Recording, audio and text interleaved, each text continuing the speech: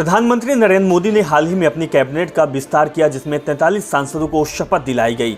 मंत्रिपरिषद में 36 नए चेहरों को शामिल किया गया। 15 कैबिनेट और 28 राज्य मंत्रियों को शामिल किए जाने के बाद अब मंत्रिपरिषद के कुल सदस्यों की संख्या वो हो गई है 78।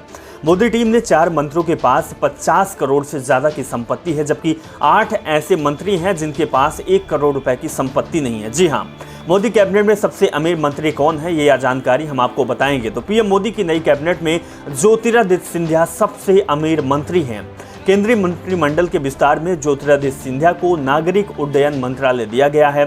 उनके पास कुल 379 करोड़ की संपत्ति है। उनका यह धन दौलत पुरखों से मिली है। हाल ही में सिंधिया कांग्रेस छोड़कर बीजेपी में शामिल हुए थे। यूपीए में शासनकाल में सिंधिया अमीरी के लिफ्ट में टॉप पर बने हुए थे।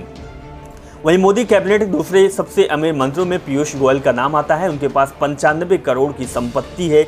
मोदी सरकार में 2 से अधिक मंत्रालयों का प्रभार संभालने वाले कुछ मंत्रियों में शामिल रहे पीयूष गोयल को बुधवार के कैबिनेट फेरबदल में फिर से अंतरिम जिम्मेदारी सौंपी गई है। वाणिज्य और उद्योग और खाद्य उपभोक्ता मामले में नागरिक आपूर्ति मंत्री को जब कपड़ा मंत्रालय का प्रभार संभाल रहे, तो मोदी टीम ने तीसरे सबसे अमीर मंत्री नारायण राणे हैं, जिनके पास 87 करोड़ से ज्यादा की संपत्ति है। इनको माइक्रो, स्मॉल और मीडियम इंटरप्राइजेस के मंत्रालय की जिम्मेदारी की है।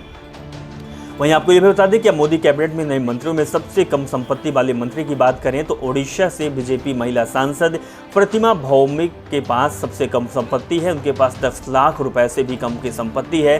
प्रतिमा भौमिक, जो कि त्रिपुरा पश्चिम से लोकसभा के लिए चुनी गई हैं, उन्हें पहली बार मंत्री पद के लिए चुना गया है और कम संपत्ति वालों की फहरिस्त में उनका नाम सबसे पहले आता है। और सबसे ज़्यादा संपत्ति वाले मंत्री में जो सबसे ज़्यादा संपत्ति है वो है ज्योतिरादित्य सिंधिया की, क्योंकि वो माधवराव सिंधिया के परिवार से हैं, उनके बेटे हैं और लगातार उनकी संपत्ति पुरखों की दी हुई है, क्योंकि वो सूबे में और मध्य प्रदेश के महाराजा के रूप में भी जाने जाते रहे हैं।